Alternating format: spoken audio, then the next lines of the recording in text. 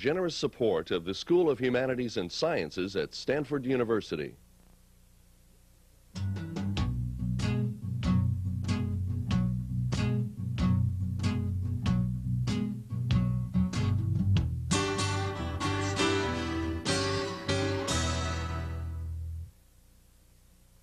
Snap, Crackle, Pop, the value of the laboratory experience in the sciences.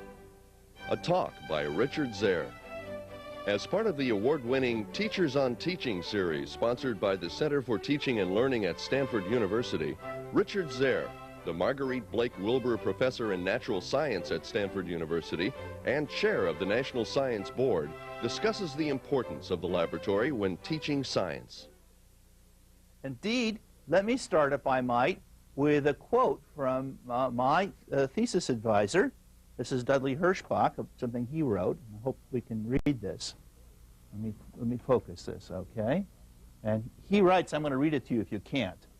He writes, "Too often, laboratory work in typical general chemistry courses has a ritualistic character. Students follow a carefully specified protocol enshrined in a laboratory manual and interpreted or reinforced by pronouncements from priest-like figures garbed in white coats. The teaching follows. This fosters slavish imitation and timidity rather than the self-reliant, innovative, experimental spirit that is the essence of science." Hirschbach's a very special character. Hirschbach is one of the 2 undergraduates at Stanford University who have ever won the Nobel Prize. Okay, and he won the Nobel Prize in chemistry. The other one from Stanford University undergrad is a freshman dropout by the name of John Steinbeck. Okay. Now, really, I'm afraid there's a lot of truth to his quote. And you need to think hard about this matter. There's an increasing tendency to try to do away with labs for various reasons that we'll return to. And indeed, I have one colleague who's been serving on President Casper's team to worry about innovation using computers, who says that we should replace a lot of our labs with a computer experience. And it's important that we capture what the future might be. So I brought that along in hopes that you can all see it as to where we're going. Now, the claim is made that medical doctors can do better now, not doing gross anatomy, but actually putting their hands into some type of gloves and wearing goggles and using a computer to carve things up and learn about gross anatomy. Maybe it's true. Maybe we're not there yet. I know at the moment that if I see a doctor for surgery, that's not the doctor I want to see, who's been trained only that way for sure. Computers are wonderful, and indeed they have a wonderful place in the lab, but I think nothing replaces the real experience. And the real experience, I must tell you, is at best a comedy of errors. Okay? Progress in experimental science consists of going from one failure to another with undiminished enthusiasm. Those of us who've been there know this. And too often our labs, because of not having the time, etc., they're all arranged to perfectly work and show something, when in life, it isn't that way. In fact, you learn so much from what doesn't work in different ways. Let me turn now to some lab demonstrations to talk about some of these. I had here, I thought, a wonderful cartoon about this. I might share this with you. I don't know if you can see this. You see the, let me try. You see the instructor, lab bench, all the students, instructor preparing the demonstration, and well, is it as bad as that?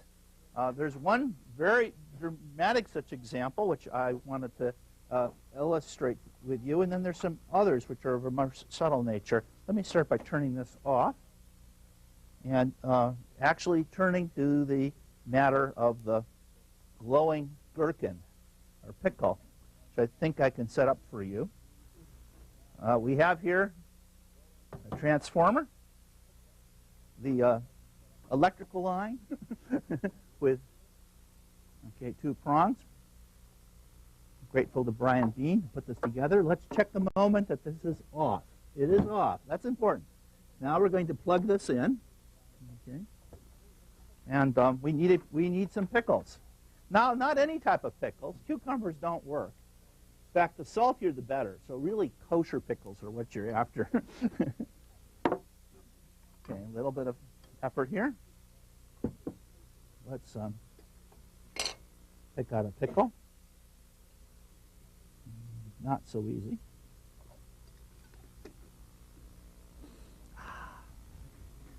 Okay. And now, let's take these electrical leads, and we'll place them one side, one in another. And let's dangle this so that you can see it. Now, before I do that, I want to make sure that we're in good shape. That's before you. It is. We'll collect any pickle juice underneath.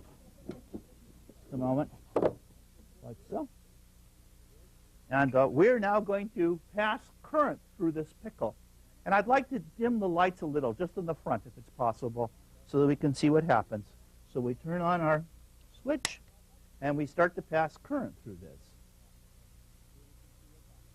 And starting to steam, notice.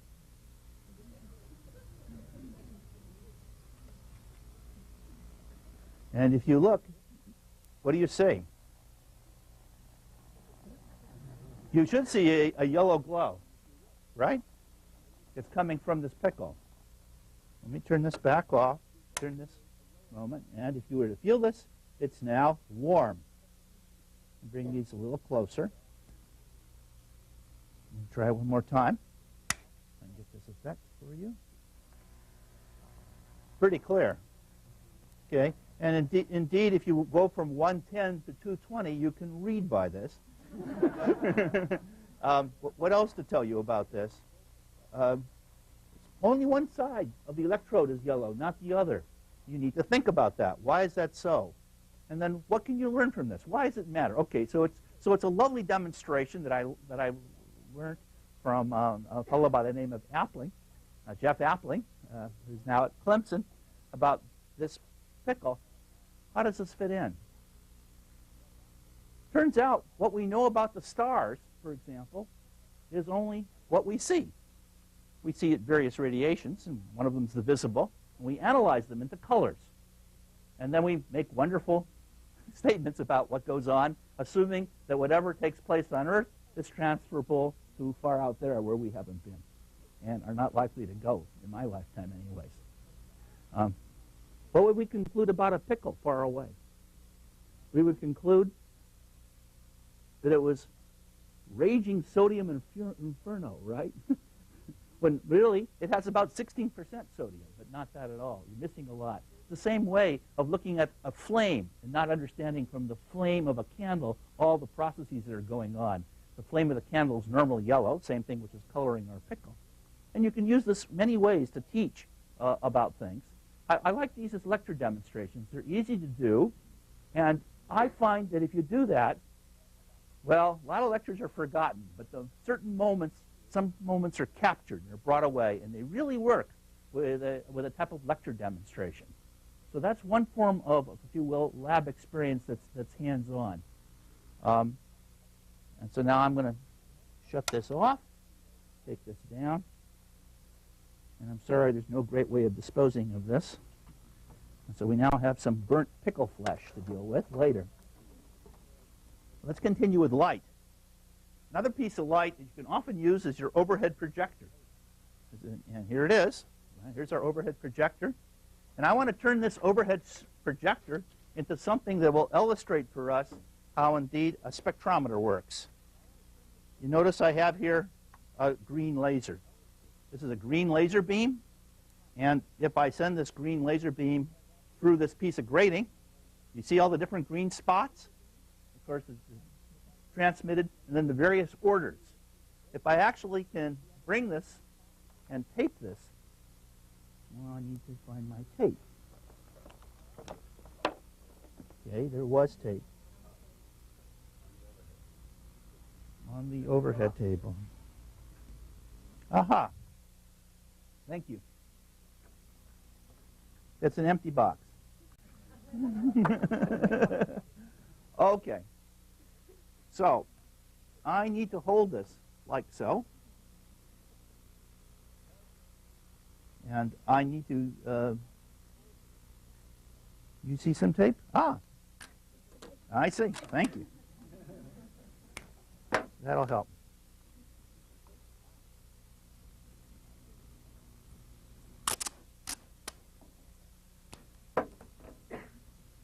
This is just so I can attach it. I'm now putting some tape onto our overhead to try to hold it in place. And now we need to put in some slits. Let's try this.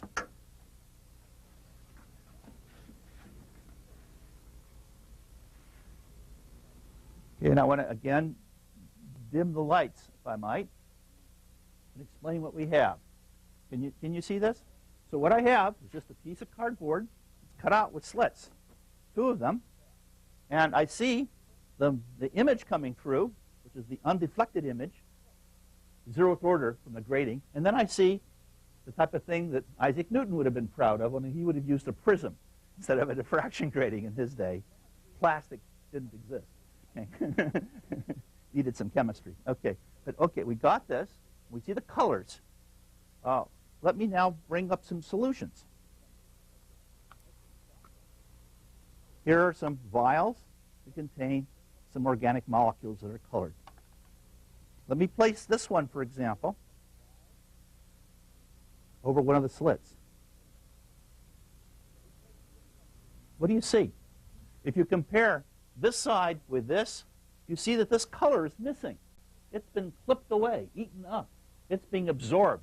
This looks yellow because it's really absorbing violet. We really can, and then we can talk about what concentrations with this, and we can learn how to characterize this. Here's yet another dye. Let me show you the nature of this one. This one eats away the green. See the red coming through and the blue going through? And for fun, I brought along some safety glasses.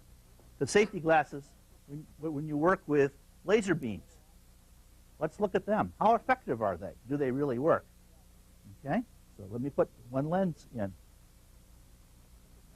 And what do we see? That's through in the red, but it really cuts out here where it's supposed to. That's the type of thing that we're dealing with. Okay, so you can use this and go on very easily to illustrate all types of properties of light interacting with matter. And I've used this in my lectures, and I think it allows students to get a feeling for this rather than, there's a black box called the spectrophotometer. You put the cell in and it reads something on a meter. That's not the same at all. And brought along some solution. Here's a beaker. I'm going to turn this off. Get you to see something, I hope. Here's some dye solution. I'm going to transfer to here. Let's take my laser pointer, which I have now misplaced. Here it is. And shine this into this. What do you see? This, remember, is green. You see yellow. You can explain why yellow, the fluorescence, etc. Molecules falling back to the ground state, different vibrational levels of the ground state. And you notice how much brighter it is here than it is here? In fact, it has an exponential decay.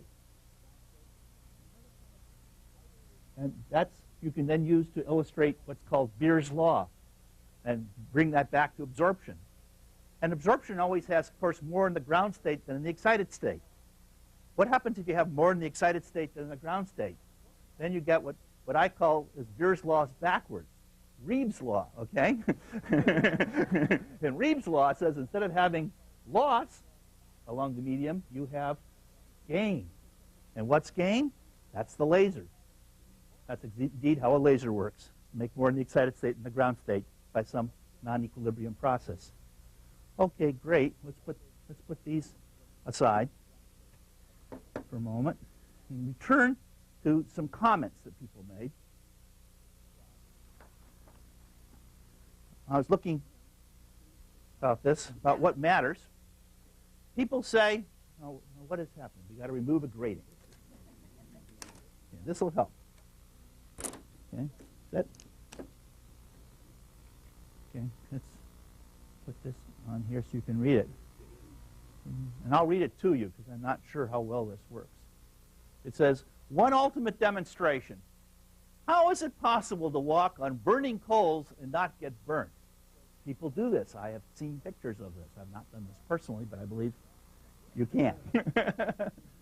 Two explanations are given for why this is so. One's the sizzle effect, or Leidenfrost effect.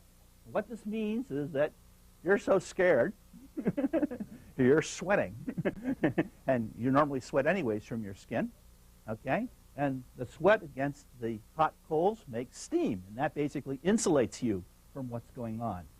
That's one explanation. Another explanation is there's not enough heat. It isn't that it's not hot enough. It's certainly plenty hot. It's something like 600 degrees Celsius.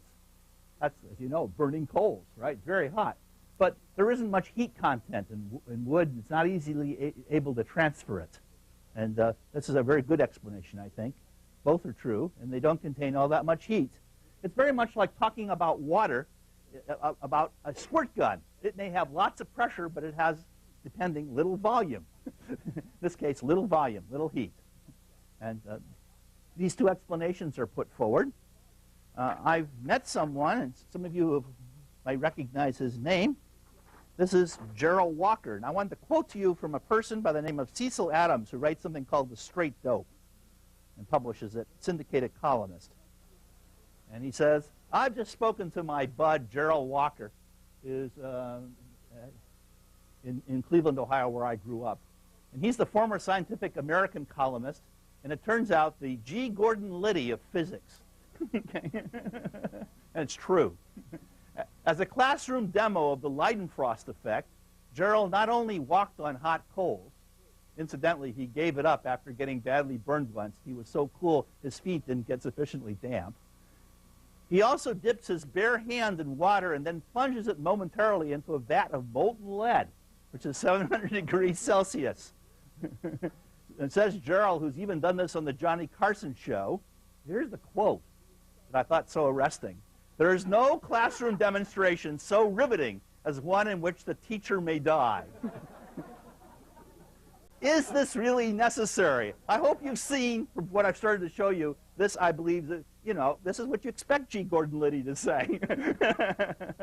But you can do such things, and they do make a very lasting effect. Some of the prettiest I've seen has been done with liquid nitrogen. I happen to bring some here. Right? And we'll put some liquid nitrogen into this door.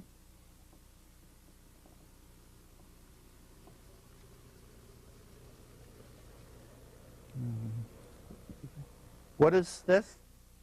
Is it steam? No, it's condensed water, right? This is so cold. This is so cold. And indeed, I can put some in a styrofoam cup.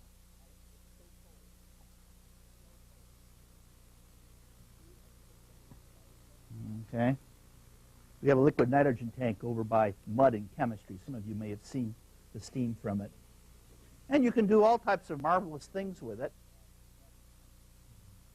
such as taking a balloon. Okay, and I probably can't do this.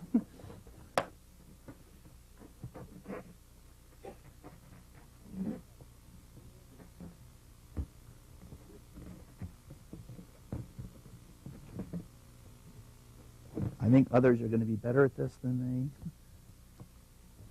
That's not going to hold. Okay.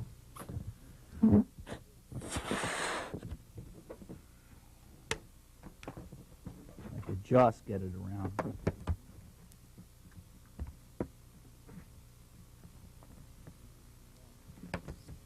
No. Okay. Well, we won't do it that way. And that's not going to fit. I have to let something out. Okay. And if you dunk this in,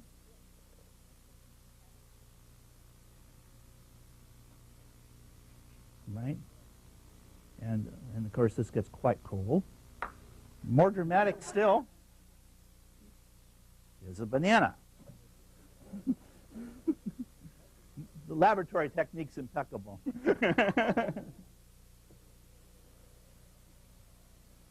And we have now a nice cool banana.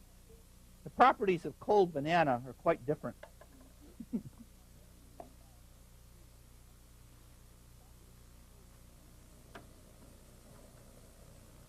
This is still boiling away as it cools down.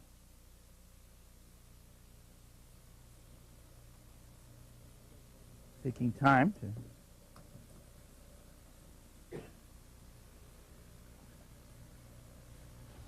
let's turn this over.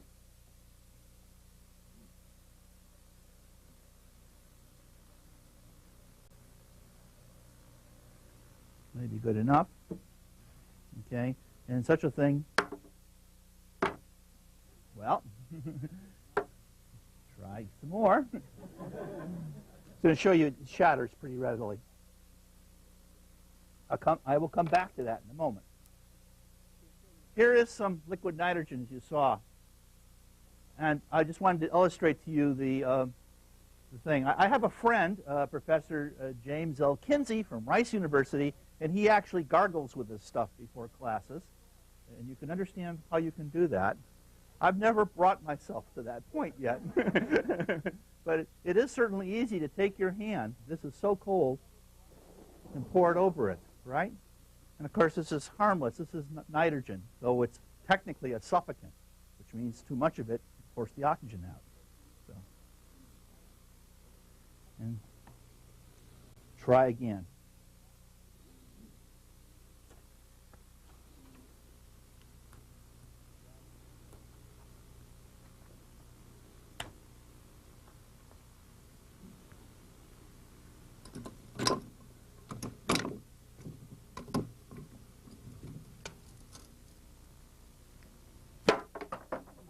Right. And you know you can't do that with a room temperature banana at all. Okay. So we have that. And many things to illustrate. Now let's go on with this to talk about the uses, if I might. More stories, if I can share with you about what to do. It makes a huge difference to people to have a hands-on experience, I find. If I went around and I talked to people why they go into various fields of science. And my experience has been not because there was a great homework problem that they solved. They don't remember the homework problem. And the thrill of solving a great homework problem is akin to making a great move in chess, playing a great bridge hand when you understand what to do, etc. It's wonderful and all that, but it is generally not very lasting. I'm sorry to say. The thrill that is lasting is when you can do something with your own hands and think what it means and interpret it. That's what matters. That's why people decide to go on, generally, if they do, into some form of science one way or another. Whether they go into theory or experiment afterwards, hey, that's a detail. I'm talking about what causes this. So you want to do this very early on. One of the things we must do is learn how to bring this into the grade schools, lower down levels. So I'm maybe you can tell, imbued with that enthusiasm. In fact, so much so that I worked with some people to write a book. This is Linda Cicero's picture, so remember that. And this is laser experiments for beginners.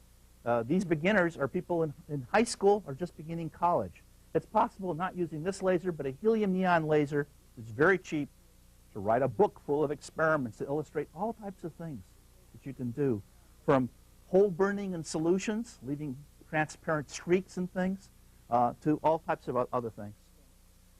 I brought with me little Dixie cups that contained sodium bicarbonate and vinegar. I was going to pour the two together and watch them foam as in various baking reactions and such. I passed out to the first graders the sodium bicarbonate and vinegar before I could tell them what to do.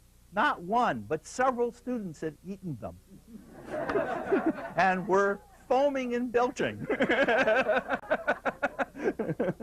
I'm glad I didn't bring copper sulfate,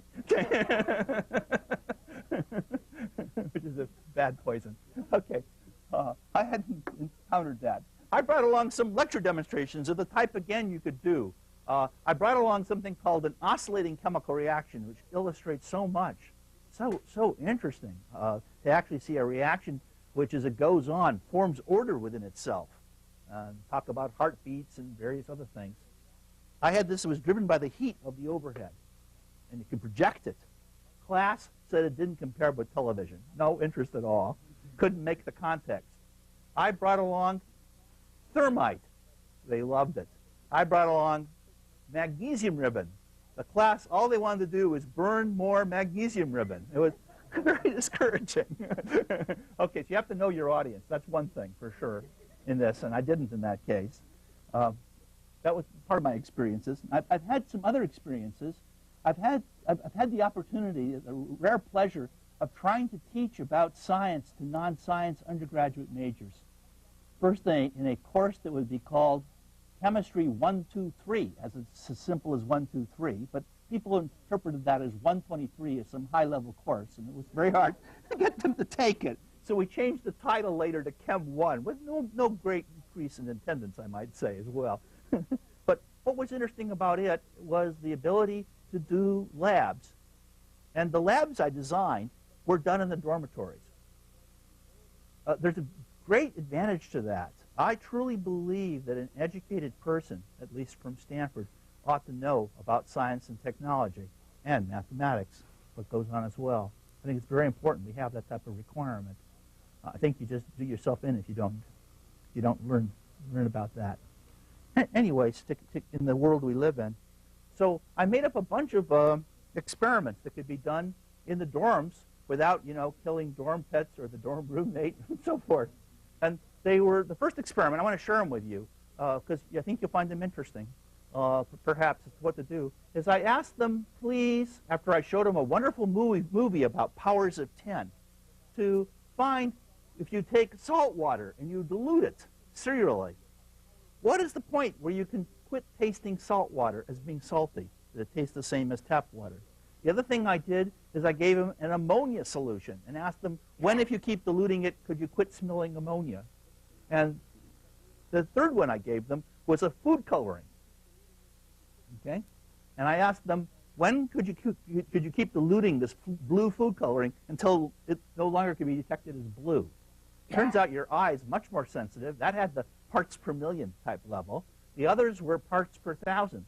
And this allowed us to talk about the terrors of parts per trillion in our environment, what it meant, and why we care, and when we care, and what that meant, what these numbers mean. And it helped us get over what newspapers keep doing, which are these leading and trailing zeros, which I have to count to figure out what they are. Whereas I want them to learn powers of 10 and what they're like and what numbers are like. Because otherwise, how can I ever teach what Avogadro's number is, really? And I did want to, and I did. I think I succeeded in getting a sense of that across to a group of people. Because the class came back, and they complained about this experiment to me. Their complaint was they enjoyed doing it, and they got, incidentally, about 10 times more people were involved in these experiments that were taking the course, because they always, going on in the dorm, involved everybody, right? But they complained. They said, we got different answers. So-and-so could still see it as being blue when so-and-so could not. What's the right answer? That's an important question. And that led to the idea of reference standards and instrumentation. That's a big thought. After all, the history of science started there and had to build up to how you do that. So I thought that was a good first beginning. I gave them some other experiments to do. One of my favorites that I enjoyed was a kinetics experiment. I had them look at Alka-Seltzer tablets. My wife, Susan, helped me with this course, and she would go and buy the Alka-Seltzer tablets from the local store.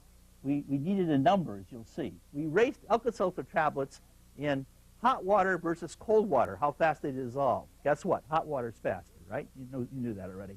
And we raced Alka-Seltzer tablets in a glass that had already had an Alka-Seltzer tablet dissolved in it versus one that didn't.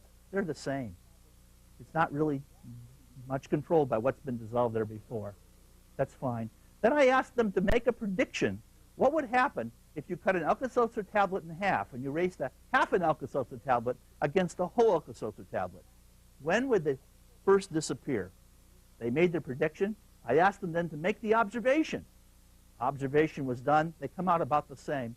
Then I asked them to make an explanation. And indeed, I had them, prior to that, powder up Alka-Seltzer tablets and show how quickly they went. And more than half the class, without being told, decided that surface area was an important matter in controlling the rate at which Alka-Seltzer, the dissolution of Alka-Seltzer tablets, okay? Oh, what a relief it is, dependent on the surface area. So how fast. I'm trying to get you a sense of something here. Of course, my wife had a great time checking out these hundreds of Alka-Seltzer tablets. I remember she going to one of the local stores here, and the person from the checkout counter looking up at her and saying, "It must have been quite a party." Ah, dear. So now I've mentioned some of that and its value. Let me turn to, if I might, a good news and bad news, and then talk about this in some more detail. This is sort of a summary of my thoughts on this, if I can. Okay. What we have is that there's good news and bad news with laboratories. Hands-on experience and investigation are useful for teaching skills. Certainly believe that. The use and handling of equipment makes a difference if you drive a car to have driven one before rather than read about it. Okay. And the strategies of independent research. They allow personal discovery. They teach students to focus on observation. They teach students to deal with uncertainty. And they teach students to distinguish between fact and interpretation. Really key matters in science. When done well, a positive lab experience, one or more of these, are some of the best remembered teaching experiences you can produce. And they can be most decisive in choosing a career in the sciences, all types of sciences. I believe this. So they matter a lot to be able to do something this way. That's the good news, part of it. Now let me tell you about the bad news. Labs have real disadvantages. They are costly. No question. Stuff, particularly what chemicals you use, or whatever supplies you use of any sort. They are time-consuming. Any of us who've been involved in labs know they're very time-consuming. They can completely take all your time, etc. Faculty often view labs as the domain of teaching assistants. This is so. And indeed, in terms of a reward structure, time spent on labs is very seldom given much reward. You should, spend your time doing research, not working on developing a lab, etc. Worse still, laboratory exercises are often cookbook activities. This is going back to this question, Fred, of mirroring science. Fortunately, often they do not. They haven't been designed that way. They keep students very busy, but do not acquaint students with the discipline and the experience of true investigation. This part is a real waste. Students remember this negatively, and I don't see. We got to try to work to not have that happen. It's important then to design a lab and not over-design it. To let there be ways that things can go wrong and do go wrong and take advantage of it. I must share with you that some of the best lecture demonstrations that I have done are those that in some sense are failed, okay, to talk about it. And in fact, I've even moved towards using some of them as a way to start a course. In teaching an honors freshman chemistry course, I started by electrolyzing water with two burettes that collect the gases of hydrogen and oxygen. I could take a burning splint, show one was a pink flame of hydrogen, the other one was burst into a big flame of oxygen, right? That really worked. Then, of course, having burettes, I was able to read. And they all knew the formula of water ahead of time, H2O. And they knew that there were going to be twice as much hydrogen as there was oxygen. And we looked at the burette, and it didn't come out that way, not at the beginning at all. And then we talked about it. The beginning first class, people who've had AP credit in chemistry at that time, Was it that the formula for water that they'd come now to Stanford is no longer H2O? Is that giving them something very strange? What was happening? And we talked about possibilities of what was really happening. What was going on at the electrodes? Was it possible that oxygen and hydrogen had different solubilities in water? Is it possible that fish actually use dissolved oxygen, et cetera, and so on? There's much to learn here. Thank God that's not how the formula H2O was first worked out, because it wouldn't have been found that way from these type of problems. It's important. It's real. It's real. Of course, other things can go wrong that you remember vividly and you don't know what to do about. I was trying to give a lecture about chemical bonding. All involves positive charges and negative charges. I took some balloons. I rubbed one with cat's fur, and I rubbed one with lucite, etc. Whatever I did that day, all balloons repelled each other. Didn't matter what I rubbed them with, they just repelled each other. Okay? So that led to a small lecture on the expanding universe, and was that really due to excess charge or not? but you do remember this, and it's important in that aspect to let some things fail. We can't give a full lab experience as full research experience as part of a lab, but we can give a taste. And you can really get that with some labs, and I know at Stanford we're really trying to do that. I do, commend to you the possibilities of using more labs and lecture demonstrations. I think you got to keep this and use it if you want people to continue to go on in the sciences. It makes all the difference with your own hands and your own mind to think about something. Thank you.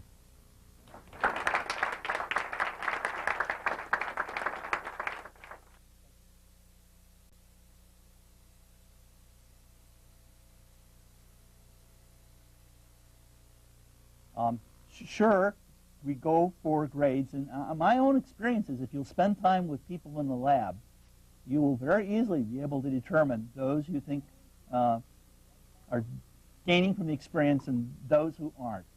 So I don't find it difficult to make some evaluation that way, but I don't know how to tell you more about that. In the course right now that I'm giving, and that Rebecca Whelans, the head teaching assistant, Chem 134, it's primarily a lab course, and we really allow not only something about what results are achieved, but a real important component is what the TAs think of the performance of the students, how well prepared they are in many ways. Do they understand the lab before they come in, and how it's written up? And we find writing up the lab report an important part of it in the process, not just doing the lab. Yes, some people have more manual dexterity than others. That's not what it's all about. It's partially what it's about, not all.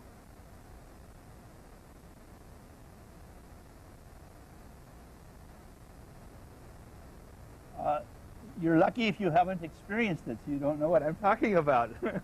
It is a lab like a cookbook that has for you a recipe or a set of instructions that tells you exactly each step, what to do, what to expect, and what follows after that. There's no thinking necessary much in this at all, and you get a well-controlled outcome.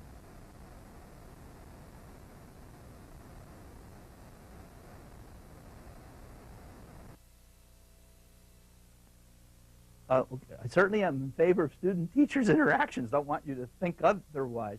But there's a way to make problems where you have choices as to what to do that you need to think out as a person. What should I do? Should it matter? Should I run this in hot water or cold water, and why?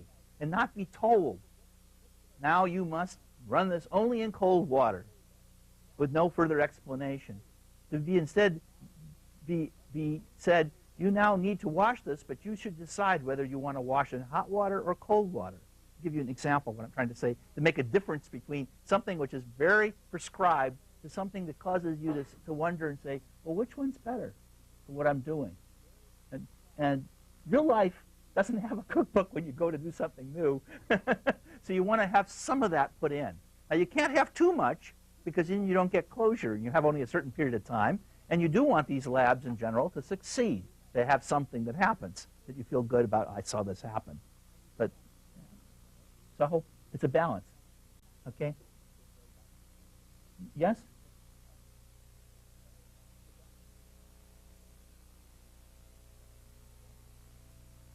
Oh, for example, today, almost no modern experiments are done without the aid of computers in either regulation or taking data or both. To give you an example, I'm not against computers.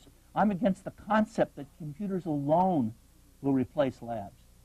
I want to integrate computers in labs, and we do. That's fine. There's very much a thought, though, that you can simulate reality with computers. And that by simulating this reality, see, we just don't need to do labs. We'll just do them with computers because it'll be cheaper. And, you know, computers don't smell like the chemistry department does, et cetera. You know, you get a sense of what I'm trying to say. And they cost a lot less after you've made the initial investment in them. And there's various arguments of this sort. And I'm saying there's still a reason you want to do things in the lab or have demos, I feel. Maybe, you know, this may change in time as computers get better, but right now I don't see it. I'm going to take someone else. Yes?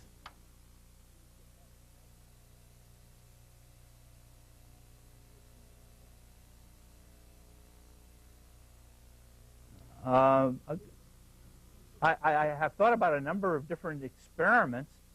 I'm not so interested generally in doing historic repeats. At the time, I'll tell you why. Generally, anything that's discovered, this was sort of at the edge at that time of what could be done. And today we know how much better, how much easier and better to do certain things.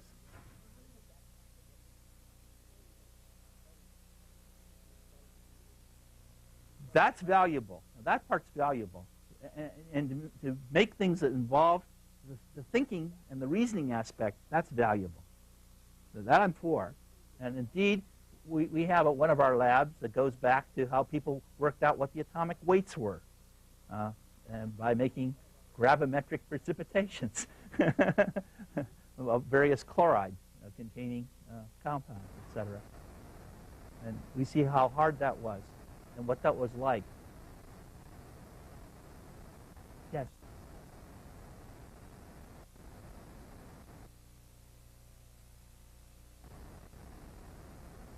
But again, my own experience is that it's not tied up with the grade.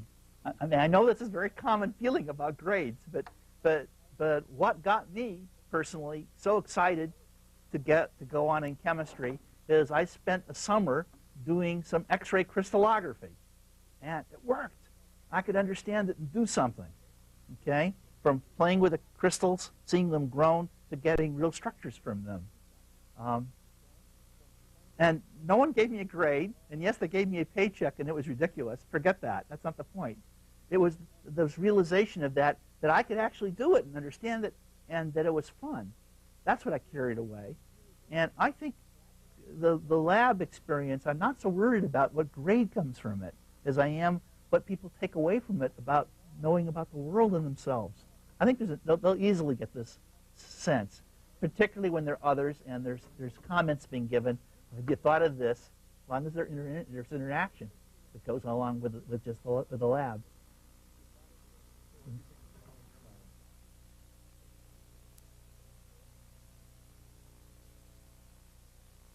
Initially, many of those labs were labs that it was very prescribed and clear what to do in the lab. There were no questions to be particularly answered. I'm not saying all labs were bad, but I'm trying to give you a sense of what was wrong. And so it's a challenge for us who make labs. And labs, again, I'll remind you, they're costly, they're time-consuming, and they're often left by the senior faculty as to someone else. Please, don't bother me with that. That's not, you know, I know that that's an infinite sink in terms of energy to get something to work. Okay? But yet it matters a lot. And can be done in a way, I think, that isn't a huge sacrifice. Have to think hard, though, which way. And I've tried to show you some examples. Yes?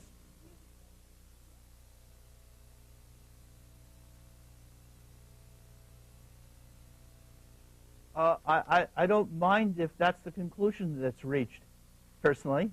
I don't believe that everyone should pursue science. I don't. But I think they should given an opportunity, though, to experience that type of thrill of discovery. Some people will find it exciting more than others in that way. I'm not. And people often ask me, what is a thesis like? It's about graduate school. What's a thesis like?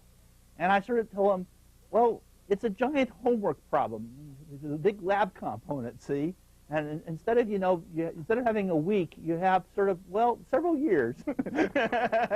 Many. And it's sort of open-ended, too. One of the important things to do, of course, is to know when to declare victory and go home with regard to a thesis, because learning just goes on. Well,